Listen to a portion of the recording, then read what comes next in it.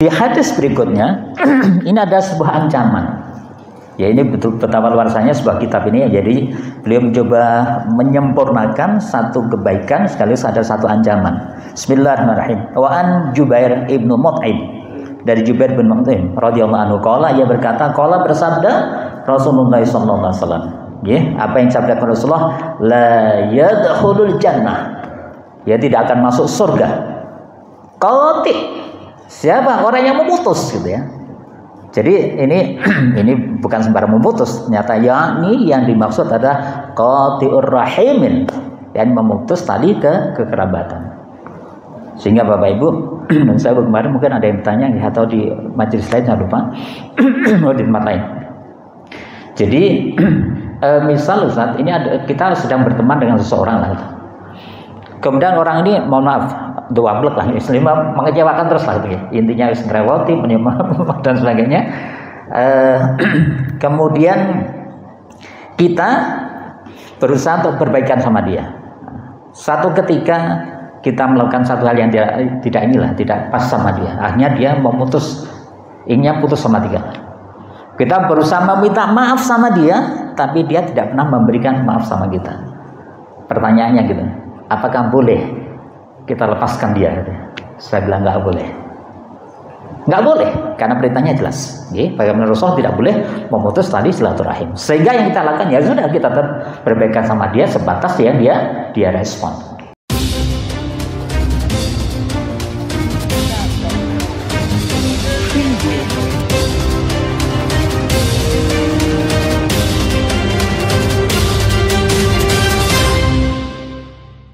Bismillahirrahmanirrahim. Assalamualaikum warahmatullahi wabarakatuh.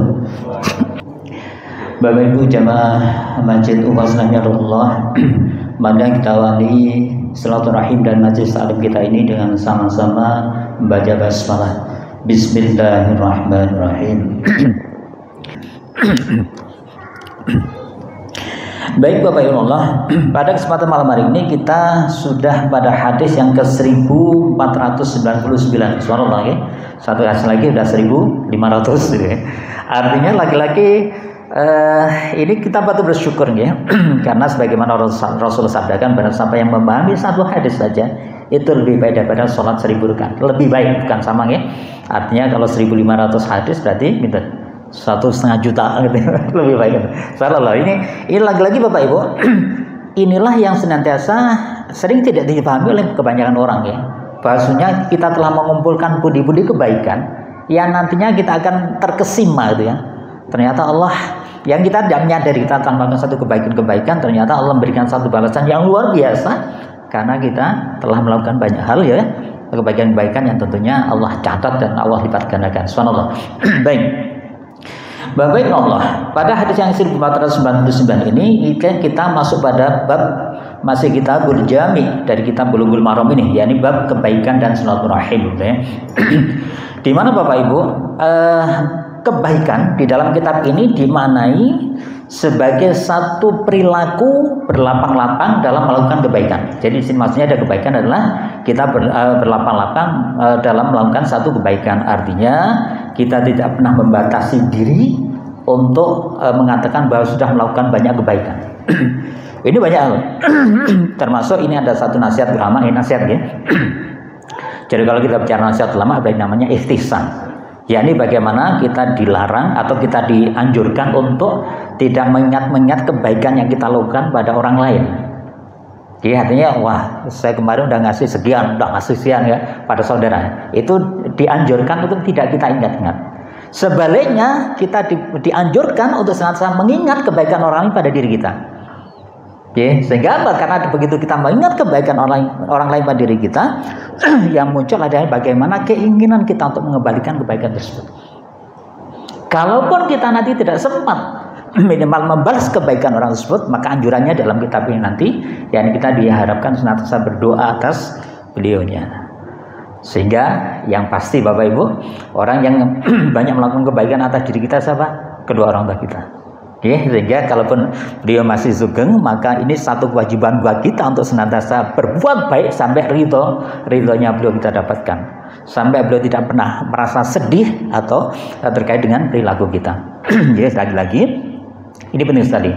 Kalaupun beliau sudah wafat, maka tentunya yang harus kita lakukan yakni bagaimana kita senantiasa mendoakan beliaunya, kemudian senantiasa menjaga hubungan baik beliau dengan para saudara kerabat dan teman-teman beliaunya gitu ya. Dan bahkan kita berbuat amal kebaikan atas nama beliaunya. Ini insyaallah lagi-lagi inilah kebaikan yang diharapkan, yang diharapkan kitab ini adalah bagaimana kita berlapang-lapang dalam melakukan kebaikan. Baik. Kemudian yang kedua, juga bab silaturahim ya. Ternyata silaturahim ini lebih diarahkan kepada satu kiasan, yakni kita berbuat baik kepada para kerabat kita. Ya, ini lebih fokus pada para kerabat ya, walaupun nanti kita secara umum itu bersilaturahim dengan seluruh kaum muslimin. Baik, Bapak Ibu, hadis yang pertama. Ini ada satu iming-iming gitu ya. Jadi barang siapa yang ingin dilapangkan rezekinya dan dipanjangkan umurnya, maka hendaknya dia menyambung tadi kekerabatan. Bismillahirrahmanirrahim. An Abi Hurairah, dari Abi Hurairah radhiyallahu anhu, qala, ia berkata, qala bersabda Rasulullah sallallahu alaihi wasallam, ya Rasulullah sallallahu alaihi wasallam, man ahabba, yakni barang siapa yang menginginkan atau mencintai, ya ayyub sato alaihi fi rizki, ya yang ingin dilapangkan rizkinya gitu ya. Kemudian wa ayyun sa'alahu fi asarih, dan dipanjangkan umurnya. So, bahasa Rasulullah fal yasil, ya fal yasil, maka sambunglah rahimah, kasih sayang. Dalam kitab ini ada kekerabatan ya. Jadi Bapak Ibu, ini penting ya buat kita senantiasa merelis lah gitu ya. Coba sesekali duduk berdua dengan istri, dengan pasangan dan suami istri gitu ya. Coba ada nggak family kita yang belum pernah kita silaturahimi misalnya ya. Bila belum, misalnya coba kita tanya om-om kita atau siapapun lah ya, yang ini senantiasa kita upayakan sedemikian kita sambung kembali gitu ya. Sehingga satu upaya yang sangat baik manakala sekarang mulai ada ini ya, budaya reuni untuk sampai dengan tingkatan kakek dan sebagainya. Baik. Sehingga Bapak Ibu, hadis ini lagi-lagi mengandung anjuran untuk melakukan silaturahim ya, dan bahwa ia adalah menjadi penyebab lapangnya rezeki dan panjangnya umur. Ini seringkali kami sampaikan, nanti kita akan jumpai bahwa sungguhnya ini juga bisa menunda ajal kita. Jadi sehingga disebutkan dalam hadis yang lain bahwa menyambung tali kekerabatan ya adalah kecintaan kepada keluarga, membuat kaya harta. Saya jelas nggak kaya harta, dan yang tidak kalah penting adalah menunda ajal. Ya, sehingga Bapak Ibu, saya ulang berkali-kali di majelis ini, ya, kalau jenengan pengen mendampingi, kalau putra putri mungkin sudah pada nikah lah, cucu lah ya. Wah, pengen merasakan nikmatnya bahagia dengan cucu, maka seringlah silaturahim. Terutama pada kerabat, terutama pada saudara-saudara, ya, saudara seayah, seibu atau dari kerabat, suami dan sebagainya. Ini subhanallah, itu lagi-lagi itu akan menjadikan penyebab tertundanya ajal.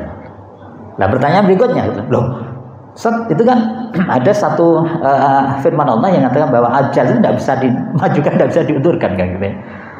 Ya betul. Tetapi lagi-lagi ajal itu adalah rahasia Allah, kita nggak tahu. Oke. Rahasia Allah, karena itu rahasia Allah, maka tentunya sudah Allah kan tentunya. Jadi katakanlah misal Allah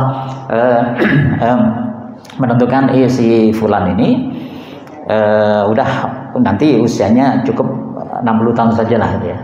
Tetapi karena fulan punya kebiasaan melakukan silaturahim, Allah rubah, udah nanggung nih kasih 80 tahun lah. It's okay. Ya lagi-lagi ini benar-benar wilayah Allah yang tidak bisa kita ketahui gitu ya. Karena dikisahkan ada seorang pemuda ya, di zaman Nabi Ibrahim alaihissalam ya, pemuda itu sedang bertamu kepada Nabi Ibrahim alaihissalam.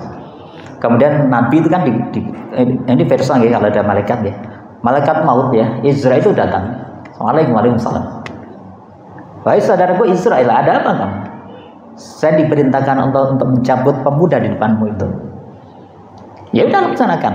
Begitu dia mau datang, Allah tunda. Loh, kenapa nggak mau lakukan? Ternyata Allah perintahkan untuk ditunda ya kematiannya karena dia suka bersilaturahim. Sehingga dikisahkan Pak Bunda ini sampai usianya tua dan seterusnya. Dia lagi-lagi Bapak ini subhanallah ini tolong setiap kebaikan yang Rasulullah perintahkan pasti mengandung satu kebaikan. Baik. Kemudian di satu sisi tadi ada sebuah iming-iming. Di hadis berikutnya ini ada sebuah ancaman. Ya ini betul betapa luasnya sebuah kitab ini. Jadi beliau mencoba menyempurnakan satu kebaikan sekaligus ada satu ancaman. Bismillahirrahmanirrahim. Wa an Jubair ibnu Mut'im, dari Jubair bin Mut'im radhiyallahu anhu qala, ia berkata, qala bersabda Rasulullah sallallahu alaihi wasallam. Ya, apa yang sabda Rasulullah? La yadkhulul jannah. Ya, tidak akan masuk surga. Qati. Siapa? Orang yang memutus gitu ya. Jadi ini bukan sembarang memutus, ternyata yakni yang dimaksud adalah qati'ur rahimin, yang memutus tali kekerabatan.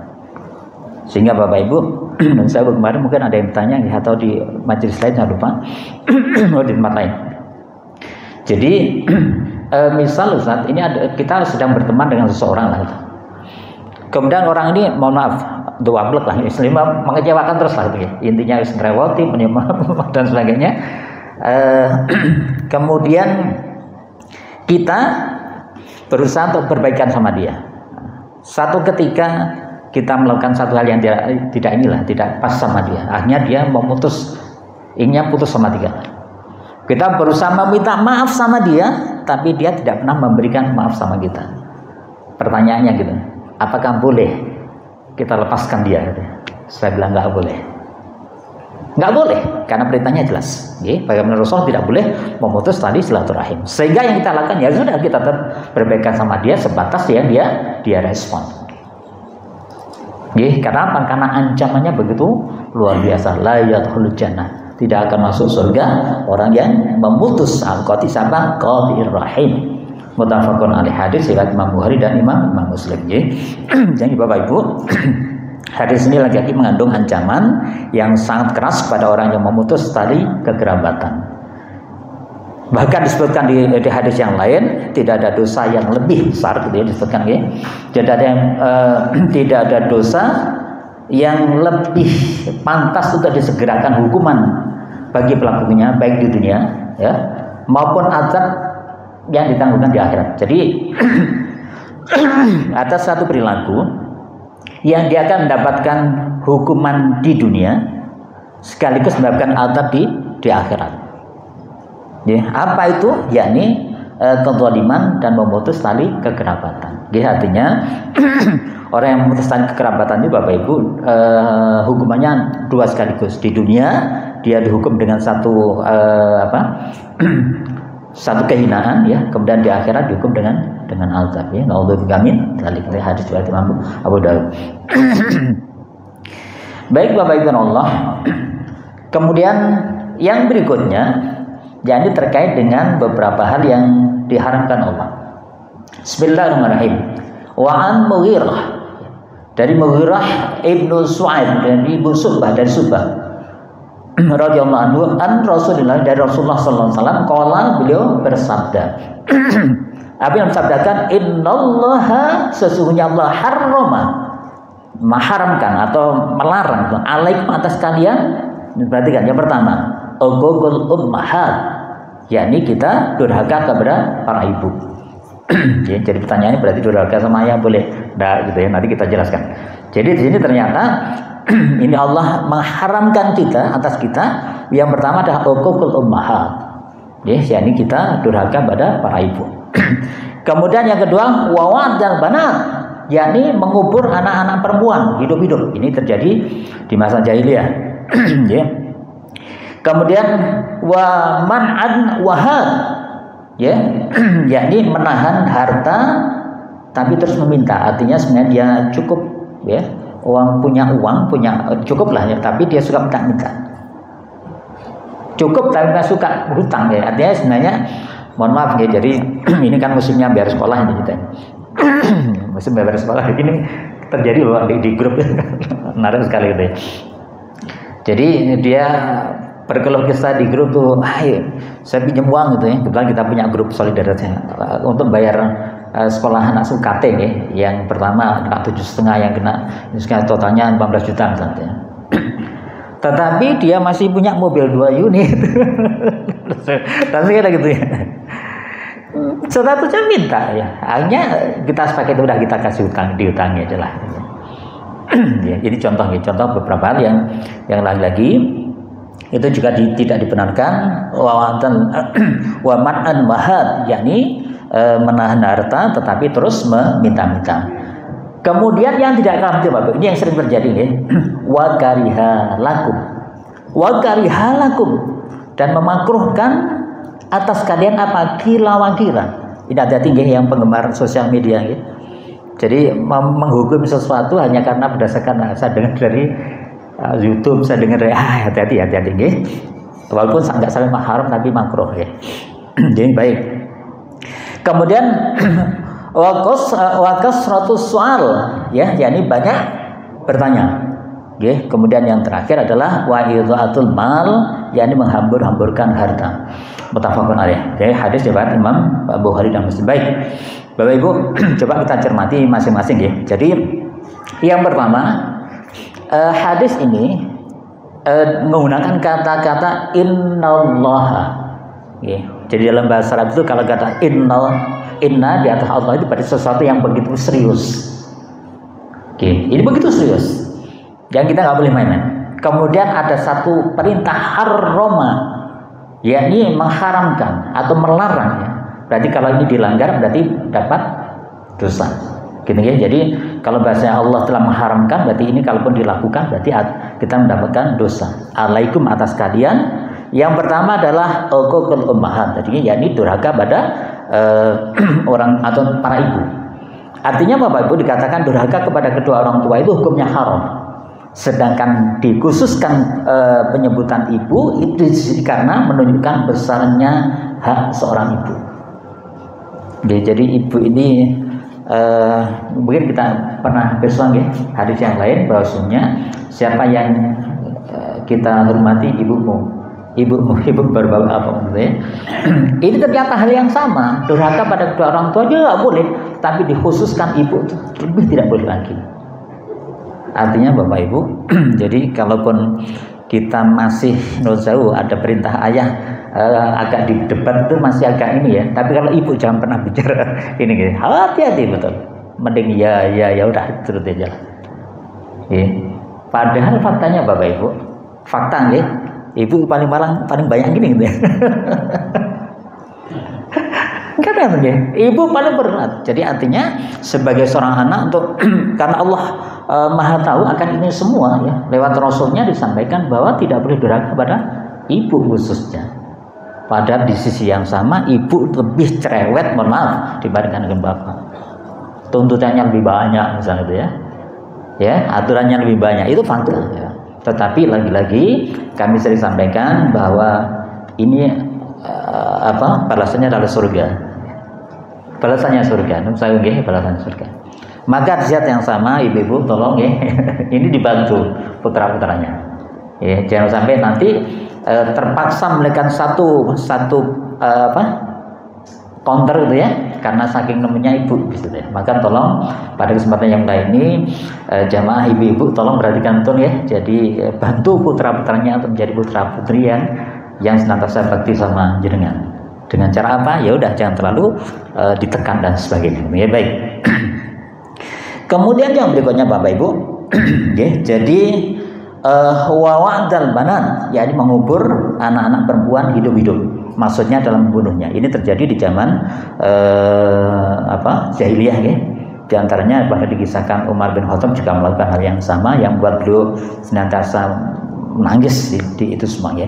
Dan ini difirmankan Allah dalam surat At-Takfir ya. Di juz 30 setelah surat Abasa ya. Idza syamsu kuwirat, dan kemudian di ayat yang ke-8 dan ke-9 wa idzal mau'udatu su'ilat bi ayyi dzambin qutilat gitu ya. Dan apabila bayi-bayi perempuan itu dikubur hidup-hidup kemudian ditanya oleh Allah ya, karena dosa apakah engkau dibunuh. Ini juga nggak boleh. Ya. Kemudian yang berikutnya Bapak Ibu, waman anha tadi ya. Kemudian wa karihalakum ini disebutkan ya. Yang berikutnya langsung masuk pada kila wa kila. Sedangkan sabda Rasulullah yang terkait dengan dimakruhkan atas kalian kila wa kila, katanya dan katanya, maksudnya adalah meriwayatkan suatu perkataan yang tidak berguna baginya, terlebih lagi dengan memperbanyaknya ya, nambah-nambah berita misalnya. Karena hal itu tidak akan terlepas dari kebohongan, ghibah dan adu domba. Ya, lagi-lagi sudah tadi pertama diharamkan, yang kedua dimakruhkan, double. Ya double. Makanya hati-hati sekali Bapak Ibu, kalau jenengan mau nge-share sesuatu berita, tolong perhatikan betul. Ya, kalau jenengan tidak punya kafah ilmu di situ, jangan pernah berusaha untuk menambahi atau bahkan memperjelas yang akhirnya menjadi tambah salah. Ya. Yang paling aman kalau saya dengar kan begitu ada konten ya yang itu bagus, itu seringkali saya coba confirm. Makanya jangan perlu berarti punya referensi ya, di confirm ya. Oh, nggak punya referensi kitab yang offline saja, coba nggak apa-apa, yang browsing aja untuk lebih menguatkan hal tersebut, baru share. Nonton ya. Baik Bapak Ibu yang Allah, kemudian yang tidak kalah penting, kemudian yang wakas suatu soal, yakni banyak bertanya. Maksudnya di sini adalah dalam urusan-urusan dunia yang tidak perlu untuk ditanyakan, dan pada urusan-urusan agama seperti permasalahan-permasalahan yang pelik sebelum terjadi dan masalah-masalah yang rancu, karena itu menyebabkan sikap memberatkan diri dan menduga-duga. Kemudian yang berikutnya adalah wa idha'atul mal, yang menghambur-hamburkan harta. Maksudnya di sini adalah membelajarkannya tidak pada tujuan yang benar yang diizinkan oleh syariat. Ya, jadi dengan beli minuman keras misal gitu ya. Atau bahkan adapun membelanjakan pada perkara yang mubah adalah boleh sesuai dengan kadar keadaan dan jumlah hartanya sesuai dengan kebutuhan. Artinya Bapak Ibu, makan itu sebenarnya kebutuhan ya. Makan itu kebutuhan. Kalau jangan dahar, makan minuman itu kebutuhan. Tetapi kalau pun sudah menjadi satu kebiasaan, waduh kayaknya kalau seminggu tidak 2 atau 3 kali ke resto mana itu ya, kurang lah itu ya. Itu menjadi satu, itu boleh gitu, itu boleh pada tataran mubah. Ya tadi adalah kewajiban, ini mubah, tetapi lagi-lagi harus disesuaikan. Disesuaikan tanpa bukan hanya untuk dirinya sendiri, tapi kalau ternyata dia punya memiliki sebenarnya mampu untuk, karena tiap hari ke resto pun mampu, tapi di saat yang sama ada tetangganya butuh, ada kerabatnya butuh, itu lebih jadi prioritas. Ngerti nggih? Baik. Kita lihatkan lagi. Yakni ini kaitannya dengan ridha orang tua. Ini penting sekali. Di hadis yang ke-1502. Bismillahirrahmanirrahim. Wa an Abdullah ibnu Amr bin As ya. Jadi dari Abdullah bin Amr bin As. Lagi kalau kita selama ini mengenal ada Abdullah bin Umar, ini adalah Abdullah bin Amr bin As. Saya sedikit cerita terkait Amr bin As Bapak Ibu. Ini penting ya. Amr bin As ini sahabat Rasulullah yang luar biasa. Masuknya belakangan setelah Fathu Mekah. Tadi ini sudah hijrah dan sebagainya. Dan Amr bin As ini pula yang telah menjadi tugas ya, atau ininya orang-orang kafir Quraisy saat terjadi hijrah yang pertama ke Habasah, ke Ethiopia. Jadi yang ke Ethiopia kan Ibnu Abbas ya. Jadi Abdul Abbas, kemudian Utsman bin Affan itu yang hijrah ke Habasah. Ini orang kafir Quraisy mengutus Amr bin As itu untuk melobi Raja Habasah untuk diusirnya. Kenapa? Karena Amr bin As ini sangat cerdas. Sampai di situ. Kalau kayaknya begitu dia datang kepada Raja Habasah ini, dan Raja Habasah memang kenal sama dia karena ini orang politik ulung lah gitu ya. Itu malah Raja Habasah mengatakan, Amr bin As, aku sarankan engkau untuk mengikuti Rasulullah. Itu sarannya Abu Amr. Satu. Kemudian yang kedua, dia sempat didatangi Musailamah al-Kadzab. Ya. Musailamah al-Kadzab adalah seorang yang ngaku nabi setelah Rasulullah. Dan Rasulullah masih ada. Ya, tadi ini, dan si Amr bin As belum masuk Islam. Tetapi Musailamah Al-Kadzdzab datang ke Amr bin As, kata, wahai Amr bin As, saya dengar di Mekah ada Muhammad bin Abdullah yang mengaku Nabi. Ya. Terus apa yang disampaikan? Amr bin As menyampaikan ini surat Al-Asr wal asri innal insana lafi khusrin illa alladziina amanu wa amilus shalihaati wa tawassaw bil haqqi wa tawassaw. Musailamah kata apa yang disampaikan? Aku juga bisa. Aku juga dapat wahyu. Dia bilang gitu. Sehingga saat itu dia menyebutkan satu binatang gitu ya. Salah satu binatang. Dia menyebutkan, dia katakan bahwa itu adalah wahyu dari Allah juga. Menurut saya, kecerdasan Amr bin As ini, dia sampaikan, saya kalau menilai apa yang disampaikan oleh Muhammad adalah satu kebenaran. Tetapi apa yang kau sampaikan adalah sebuah al-kadzib, sebuah kebohongan. Ini contoh ya Amr bin As. Contoh yang ketiga, Amr bin As ini Bapak Ibu, begitu beliau masuk Islam, ya, saya pernah sampaikan di majelis ini, di waktu yang kurang lebih 3 bulan, itu ditunjuk Rasulullah sebagai panglima perang, yang dihadapi tentara Romawi, ya, yang di dalamnya ada Abu Bakar, ada Umar, ada Ali sebagai pasukannya. Dia baru 3 bulan, maksudnya. Ini menandakan nanti Bapak Ibu, kalaupun nanti ada orang mu'alaf, mohon maaf ya, kemudian jadi pemimpin kita dan dia orang baik, oke, tidak masalah. Ini contoh ya, Amr bin As ini dia baru 3 bulan dan jadi panglima perang. Dan luar biasa, hanya mendapatkan satu kemenangan yang luar biasa. Oke, baik. Ini putra beliau, yang yakni Abdullah bin Amr bin As. Ya. Apa yang beliau riwayatkan? Anin Nabi sallallahu alaihi wasallam, dari Nabi Muhammad sallallahu alaihi wasallam, qala, beliau bersabda. Apa yang disampaikan Rasulullah, ridho Allah itu fi ridhol walidain, yakni tergantung atau di dalam ridhonya kedua orang tua. Wa sahatullahi, ya, dan kemurkaan Allah fi sahatil walidain, ya, dan itu tergantung kepada kemurkaan kedua orang tua. Ya, hadis Imam Tirmidzi dan dinyatakan sahih Ibnu Hibban dan Ibnu Ahad. Sehingga Bapak Ibu ini saya yakin ini sering kita dengar ya hadis ini. Hadis ini lagi-lagi menguatkan firman Allah di dalam surat Luqman ya ayat 14-15. Jadi hadis ini menunjukkan kewajiban untuk membuat kedua orang tua kita ridho dan menunjukkan pengharaman menjadikan beliau berdua murka. Ya, jadi lagi-lagi Bapak Ibu sering kali kami sampaikan di majelis ini pula bahwa saat jenengan masih ada orang tua sugeng ya, itu jadikan beliau sebagai pintu surga jenengan. Dan simple yang buat beliaunya bahagia, buat beliaunya ridho. Selesai. Jadi kalau beliau wafat dalam kondisi ridho pada jenengan, insya Allah surga telah nanti jenengan. Ya, ini tolong Bapak Ibu. Baik. Hal ini sesuai dengan firman Allah di dalam surat Luqman ayat 14-15 ya, a'udzubillahi minasyaitonir rajim. Wa wasainal insana biwalidayhi hamaltu ummuhu wahnan ala wahnin wa fisaluhu fi amaini anishkurli wa liwalidayka ilayyal masyir. Wa in jahadaka ala an tusyrika bima laysa bi laka bil ilmun fala tuti'huma wa sahibhuma fid dunya ma'rufa wattabi' sabila man anaba ilayya thumma ilayya marjukum fa unabbiukum bima kuntum ta'malun.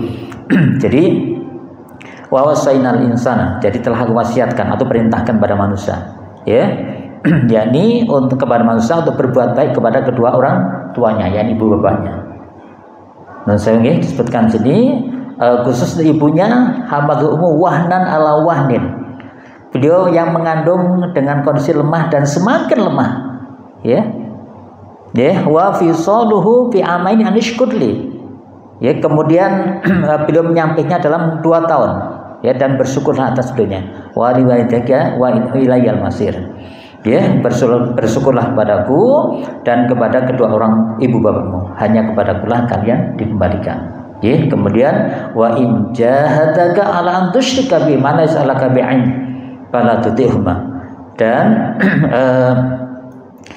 jika keduanya memaksamu untuk mempersekutukan gitu ya dengan aku sesuatu yang tidak ada pengetahuan tentang itu, maka janganlah kamu ikuti keduanya. Artinya kalau Bapak Ibu, kalau kedua orang tua kita mengajak pada mensekutukan Allah ya, katalah mengajak murtad dan sebagainya, maka itu harus kita tolak. Tetapi ya, pergaulilah keduanya di dunia dengan baik. Ya, artinya masih punya kewajiban untuk melakukan suatu kebaikan dan kebaikan. Jadi ini penting sekali Bapak Ibu. Jadi kalaupun ada orang tua yang kurang baik misalnya, maka kewajiban kita tetap melakukan kebaikan pada berikutnya. Ya, sehingga saya pernah satu ketika ditanya sama orang tua gitu ya. Jadi betapa saat kita telah disekolahkan dengan yang cukup gitu, harapannya nanti bisa memberikan kemanfaatan secara materi. Akhirnya kami sampaikan, ya itu baik. Tetapi akan lebih baik lagi kalau sang putra ini bisa mengajak kedua orang tuanya ke surganya Allah. Artinya apa Bapak Ibu? Kalaupun orang tua ini melakukan satu hal yang dilarang oleh Allah, maka kewajiban kita untuk terus mengingatkan beliau, ya, sampai dengan ini ya, sampai dengan menuju ke Allah, ke surganya Allah. Ya, sehingga menarik sekali. Saya tidak tahu sudah pernah cerita belum ya, ada seorang non Muslim ya, yang dia sudah belajar Islam, kemudian dia tertarik masuk Islam, tapi dia tunda, gitu ya. Alasannya karena apa? Dia begitu cintanya pada kedua orang tuanya. Ya Ustaz, saya ingin masuk Islam, tidak ya. Tetapi lagi-lagi nanti saya khawatir saya masuk Islam tapi nggak bisa menyelamatkan kedua orang tua saya. Saya tanya, orang tuanya udah meninggal sudah. Ya, dalam kondisi apa non Muslim sih. Akhirnya saya sampaikan, kalau jangan pengen menolong orang tua, pastikan jangan selamat dulu. Pastikan jangan selamat dulu. Jadi ini harus masuk Islam dulu sehingga selamat. Kemudian situ berdoa memohon pada Allah bahwa di dalam hati kedua orang tuanya ada keimanan walaupun sedikit sebesar zarah. Karena firman sabda Rasulullah gitu ya, siapapun umat Rasulullah ini ya, kemudian dia punya keimanan sebesar zarah ya, maka dia punya kesempatan masuk surga walaupun setelah sekian tahun atau lama di neraka. Artinya jenengan akan punya kewajiban, punya kesempatan menyelamatkan kedua orang tua, syaratnya harus selamat dulu. Insyaallah ya. Baik Bapak Ibu Allah. Kemudian mana tadi? Ya, kemudian yakni dunia dan ikutilah jalan yang akan kembali kepada Allah. Kemudian hanya kepada Allah kembali dan Ku berikan kepadamu apa yang kamu kerjakan, ya. Baik Bapak Ibu. Kemudian kita lanjutkan hadis yang berikutnya. Ini terkait dengan tetangga, ya. Karena ini kita bicara masalah kebaikan, ya. Bismillahirrahmanirrahim. Hadis kan 1503. Wa an Anas radhiyallahu anhu. Dari Anas radhiyallahu anhu, Nabi SAW, dari Nabi Muhammad SAW, qala, beliau bersabda, walladzi, yang bagiannya, walladzi, yang demi zat nafsi yang jiwaku biadi di tangannya. Itu maksudnya Allah itu ya. Jadi di sini Rasulullah bersumpah demi zat yang jiwaku berada di tangannya, la yu'minu abdun hatta yuhibba li jarihi ma yuhibbu nafsi. Muttafaqun alaih. Jadi tidaklah seorang hamba sempurna imannya sehingga ia mencintai tetangganya sebagaimana ia mencintai dirinya sendiri. Muttafaqun alaih.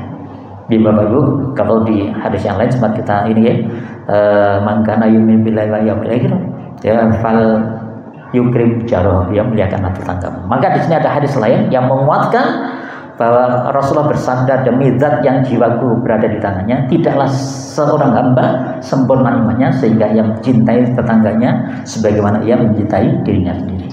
Muttafaqun alaih. Jadi Bapak Ibu, hadis ini adalah dalil tentang besarnya hak tetangga. Ya. Makna hadis ini adalah tidak sempurna keimanan seorang hamba sampai dia berbuat baik kepada tetangganya. Ya, atau berani meriwayatkan di dalam hadis Jabir ya, tetangga ada 3 macam. Kemarin kita kasih ini, tetangga ada 3 macam. Yang pertama, tetangga yang memiliki satu hak, yaitu orang musyrik yang menjadi tetangga kita, hak bertetangga.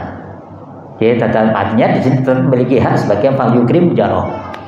Kemudian yang kedua, yakni tetangga yang memiliki 2 hak.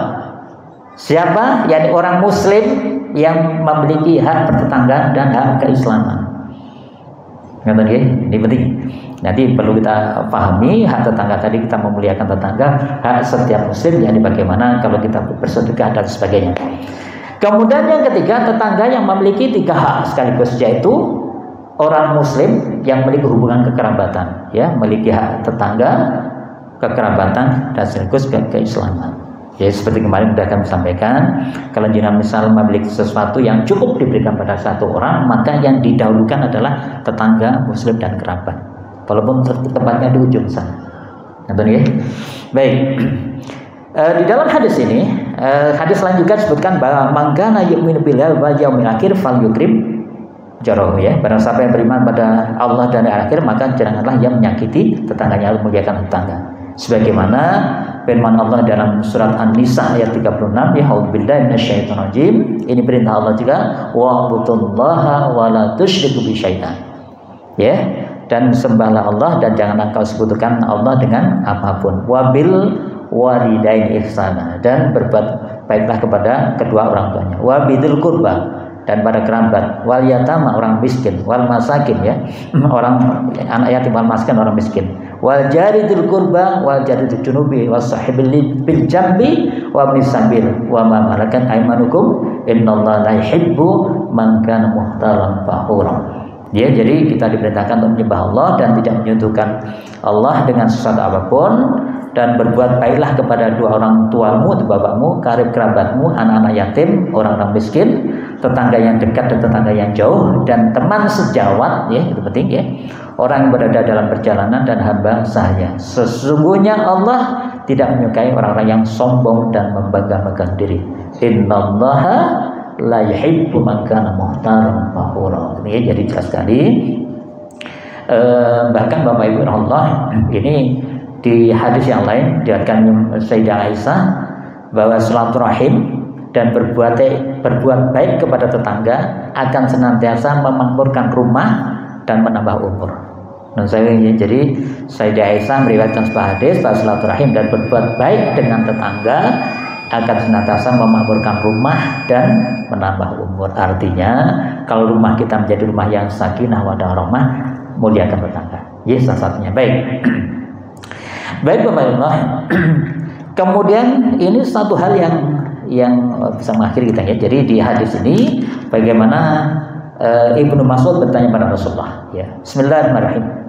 Wa Ibnu Mas'ud, dari Ibnu Mas'ud radhiyallahu anhu, ia berkata, aku bertanya Rasulullah SAW kepada Rasulullah SAW, apa yang Ibnu Mas'ud tanyakan, ayyudzambi a'dzam, ayyudzambi a'dzam ya Rasulullah, dosa apakah yang paling besar ya Rasulullah? Qala, beliau bersabda, beliau menjawab, anta ja'alallahu nidan, ya, yakni engkau membuat tandingan bagi Allah. Wa huwa khalaqaka, padahal Allah yang menciptakan engkau. Ya, artinya kita tidak boleh berbuat syirik, ya. Kemudian qultu, aku bertanya lagi kepada Rasulullah, ayu, apalagi ya Rasulullah? Qala, Rasulullah bersabda, tumma anta qatula waladaka khassatan ayyakul mak. Gitu, ya. Jadi yang kedua perlu sampaikan bahwa engkau membunuh anakmu karena takut dia akan makan bersamamu, takut miskin maksudnya, gitu, okay? Kemudian Ibnu Mas'ud bertanya lagi, qultu tumma ayu, apalagi ya Rasulullah? Qala, Rasulullah bersabda, tumma antuzani khalilata jarika, muttafaqun alaih. Bapak Ibu menurut yang terakhir ini terkait dengan tetangga. Ya, ini jawab Rasulullah. Dosa besar yang berikutnya adalah beliau bersabda, engkau berzina dengan istri tetangga.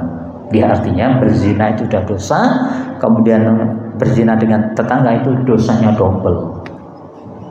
Gitu, ya. Jadi Bapak Ibu Allah, ini hal yang perlu kita cermati terkait dengan masalah ini. Baik.